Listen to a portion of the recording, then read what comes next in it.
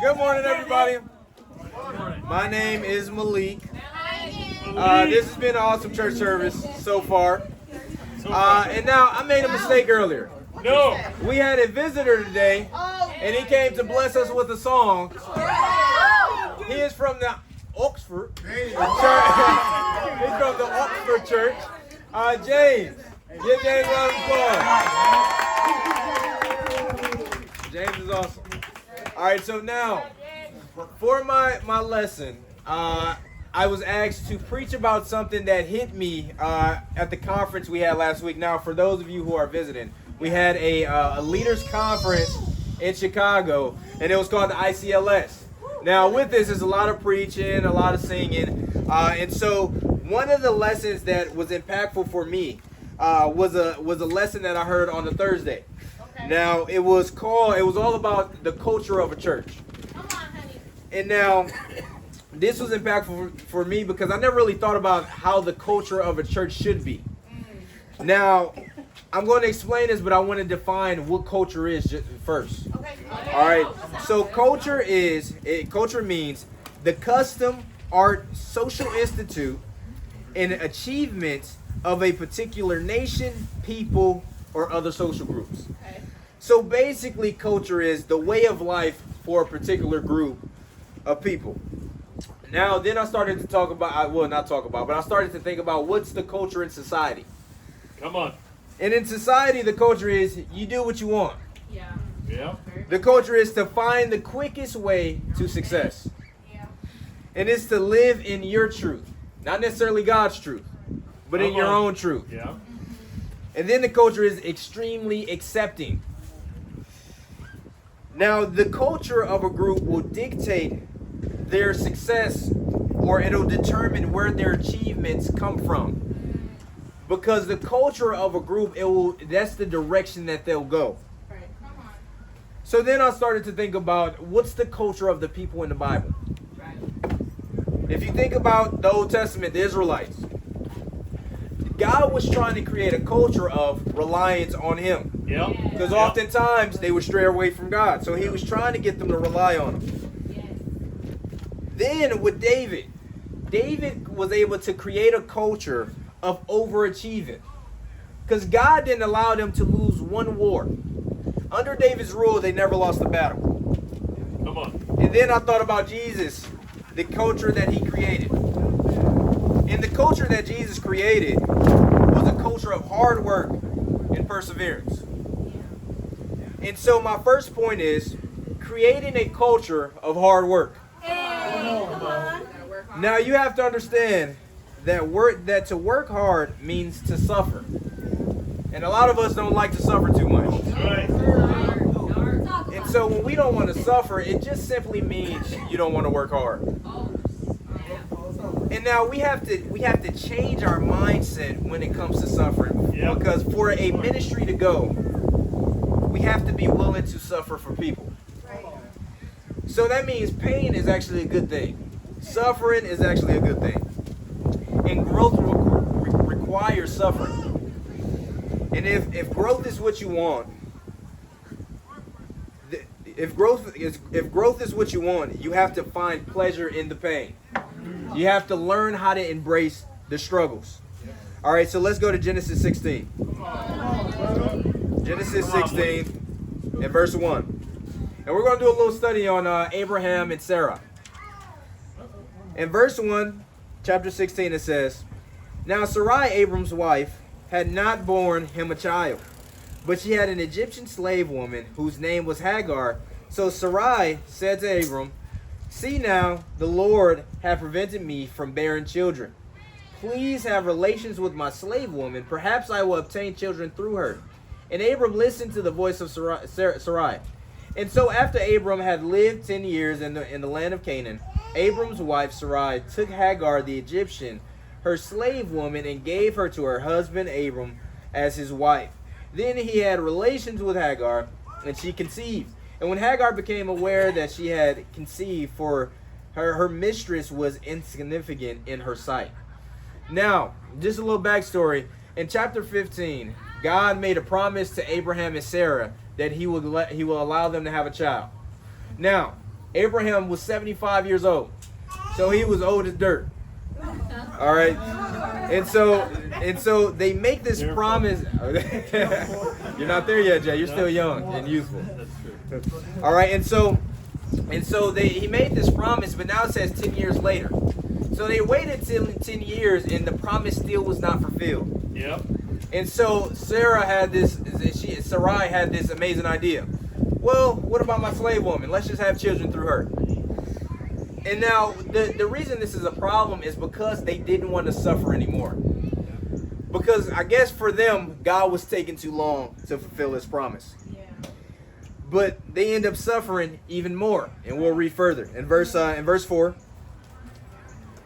through 8, it says, Then he had relations with Hagar, and she conceived. And when Hagar became aware that she had conceived, her mistress was insignificant in her sight. So Sarai said to Abram, May the wrong done to me be upon you. I put my slave woman into your arms, but when she saw that she had conceived, I was insignificant in her sight. May the Lord judge between you and me. But Abram said to Sarai, Look, your slave woman is in your power. Do to her what is good in your sight. So Sarai treated her harshly, and she fled from her presence. Now the angel of the Lord found her by a spring in the wilderness, by the spring on the way to Shur. He said, Hagar, Sarai's slave woman, for where have you come and where are you going? And she said, I am fleeing from the presence of my mistress Sarai. So the angel of the Lord said to her, Return to your mistress and submit to her authority. Now this is where things get a lot worse. So they go through with Sarai's plan. And then once Hagar conceives, it starts to talk about how she started to mistreat Sarai. And now Sarah tells Abram about it. And then he tells her, hey, do to her what you want. Do to her what you please. And then Sarai started to mistreat her back. And Hagar's instinct was to flee. So she ran away. And oftentimes, this is our instinct when we start to feel like we're suffering. When things get hard, our first natural instinct is to run away from the pain. Some things that is very hard for us to go through, and I think this is for most people, it's family matters. This situation became a family matter because Hagar became Abraham's wife. If you want to learn how to endure suffering in our lives, then one of the best ways to learn how to suffer is enduring suffering when it comes to our families. So Hagar fled from the family, and one of the greatest sufferings me and my wife experienced was with family. Because now that me and my wife has changed our life around and we live a true Christian lifestyle, we get treated differently than everybody else in our family. And so we may not get invited to things. They're selective on what they talk about around us. And so there's a different treatment that they have towards us. Now the temptation for us sometimes, and I know for me, is to isolate myself from them. Is to cut them off in a way. Or start to put some distance between us. But then I started to think to myself, how are me and my wife going to help our family if we separate ourselves from them? We can't have any impact in their life if we're not in their life, if we're not around. So we have to be present in their lives for God to have an impact through us to change their life. And this is hard because family has a way of pushing certain buttons. Yeah. But we can't distance ourselves because because things hurt too much. Yeah. You have to learn how to endure and suffer through it. And so me and my wife, we have to endure and suffer through it. And so are you willing to suffer for people? Come on. You have to work hard and suffer for people to have an impact in their life. So me and my wife, we have to work hard for them. And we have to endure whatever mistreatment they give us. Because we have to show them the love of God. And so I'm calling you to embrace pain. Yes. Come on. Embrace suffering. Because in the end, it will be worth it. And so let's go to Genesis 16, verse 7. Come on, bro. Come on, bro. And now it says, now the angel of the Lord found her by a spring of water in the wilderness, by the spring on the way to Shur. He said, Hagar, Sarai's slave woman, from where have you come and where are you going? And she said, I am fleeing from the presence of my mistress, Sarai. So the angel of the Lord said to her, return to your mistress and submit to her authority. The angel of the Lord also said to her, I will greatly multiply your descendants so that they will be too many to count. The angel of the Lord said to her further, behold, you are pregnant and you will give birth to a son, and you shall name him Ishmael. Because the Lord has heard your affliction, but he will be a wild donkey of a man. His hand will be against everyone, and everyone's hand will be against him. And he will live in defiance of all his brothers. Then she called the name of the Lord, who spoke to her. You are a God who sees me. For she said, have I even seen him here and lived after he saw me? So now the angel, he goes to Hagar and he tells her to go back to the family. Now he's really basically asking her to go back to her suffering. But the awesome thing is there's always going to be growth if you endure the suffering. Because he tells her, hey, you go back and I'll increase your descendants. And so he's like, hey, through your son, there's going to also be a great nation. And so suffering is good. Because what this did was this changed Hagar's view of God. Because now that she's going back, she's like, hey, God sees me. And God also sees you. And so we need to create a culture of hard work, which is a culture of suffering for one another. Point 2 is we have to maintain the culture. Let's go to Genesis 21. Genesis 21, verse 1. In verse 1 it says, then the Lord took note of Sarah as he had said, and the Lord did for Sarah as he had promised. Now this is awesome, because as Christians, we can find comfort in God. Because what God says is what God does. If God has ever made a promise, he's going to fulfill it and he's going to keep it. Come on.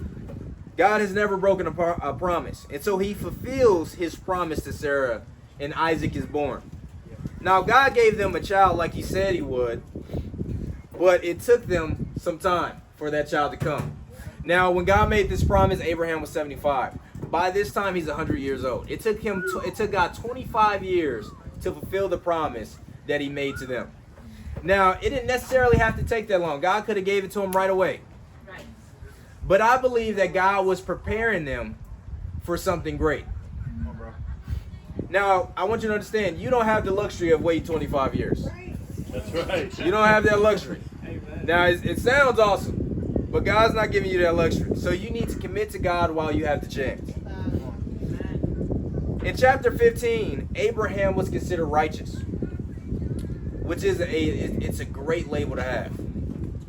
But just because we're considered righteous doesn't mean we are effective. Leadership and growth is all about execution. It's about getting things done.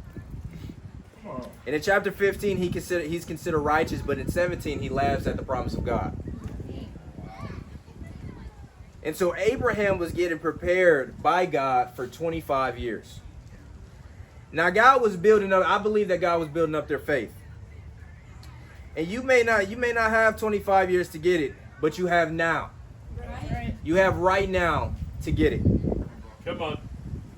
They went from faithlessness to faithfulness.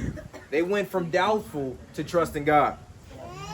And if we don't embrace the need for change, we won't have a culture to maintain. Change is good, but it doesn't always feel good. All right, Genesis 21, verse 8. It says, "And the child grew and was weaned, and Abraham held a great feast on the day that Isaac was weaned. Now Sarah saw the son of Hagar, the Egyptian, which he had borne to Abraham, mocking Isaac. Therefore she said to Abraham, Drive out this slave woman and her son, for the son of this slave woman shall not be an heir with my son Isaac. This matter distressed Abraham greatly because of his son Ishmael. But God said to Abraham, Do not be distressed because of the boy and your slave woman. Whatever Sarah tells you, listen to her," which is great advice. For through Isaac your descendants shall be named. And of the son of the slave woman I will make a great nation, also because he is your descendant. Now, this is awesome because they throw a party for Isaac once he gets weaned. And everybody's celebrating Isaac. It's a big party. And so I don't know if they got a piñata. You know, I know fig was a big thing back then, so I don't know if they're making fig cakes. I don't know what they're eating or what they're doing. But it's a party. It's a feast. And everybody's celebrating Isaac except his big brother, Ishmael. Now, Ishmael's a teen at this point. And the rivalry started to brew in his heart. And so he started to mock his little brother Isaac. Now you gotta understand that Isaac's a baby. So who in the right mind would mock a child, would mock a baby? But you have to understand, when a person's heart is hard, they'll do things that they thought they would never do. Abraham laughed at the promises of God. Sarah laughed at the promises of God. And Ishmael laughed at the promised son. So there was a culture that was created. Now Sarah got fed up. And she's like, hey, Ishmael needs to be dealt with. The boy needs to go. And so she wanted Ishmael gone. Now, I don't believe, like, for her to want him gone after something like this, I don't think this was the first time that he may have acted like this towards his little brother Isaac. Because you wouldn't really be so harsh or want to kick somebody out for acting like that on the first time. So it says in the Bible in chapter 15 that he will be defiant or hostile towards his brothers. Yeah. So I believe that this was ingrained in his character. But now, did you notice that it wasn't Abraham who called it out? It was Sarah. Now, was it the lack of leadership in Abraham of why he didn't call it out, but his wife had to? Was maybe Abraham's convictions wasn't deep in correcting his children? But because you got to understand that Ishmael was not Sarah's child. It was Abraham's child. Yeah. So it would have been easy for Abraham to excuse Ishmael's behavior away. Because he's a teen, so he could have been like, well, he's just a kid. He'll grow out of it. Or maybe he's been like that his whole life. So we just got to love him. We just got to be patient. But with this, the seed of rivalry grew in Ishmael's heart over time, and Sarah became exasperated with it. Now, as Christians, we have to be urgent with dealing with issues in the church. Come on. Engaging with the family of God is critical. And it can be messy, it can be uncomfortable, and it's not fun to deal with issues. But the fastest way for a church to become stagnant in our growth is to have levels of tolerance and dismiss what we see with our eyes. It's so easy for us to dismiss the sin or the issues that's going on in the church. And Abraham had the intel. He knew what type of man that Ishmael would be growing up. And God tells him that Ishmael will be hostile towards his brothers. And his wife tells him to deal with this guy. And so now Sarah's the one who's calling him to deal with it. Now I started to think what clouded Abraham's judgment. It could be because he genuinely loved his child. It could have been he wanted his family to stay together. Nobody wants their family to be separate. Or maybe he just didn't want to lose anybody. And this caused him not to call his own son to the standard. Sarah tried to call him to the standard, but Abraham didn't. And now I've been here. And what I learned is not like I had to learn, like I wasn't really aggressive about calling people to the standard or applying pressure for people to change. Because it was more so because I was afraid. I didn't want anybody to leave God or leave the church because I may be applying too much pressure or my convictions are too deep. And so sentimentality will cause us not to deal with things. And Abraham was just extremely sentimental.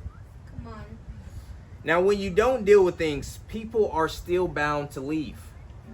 Yep. Not dealing with issues in the church, Satan will get in there and make a person's heart hard, and they'll leave anyways. So why not make them leave before you calling them to the standard instead of Satan getting in there? We can't be afraid to call people to the standard, because this is what keeps the church pure, and this is what keeps the culture in the church being sold out. If you do not call people to the standard and deal with issues, people will not be sold out for God, and they will become complacent. And you'll make everybody think that what somebody else is doing is okay, and it's not. You have to deal with sin and issues in the church. And so my challenge is to create a spiritual culture in your homes, in your families, and fight to maintain it. And to God be the glory. Come on.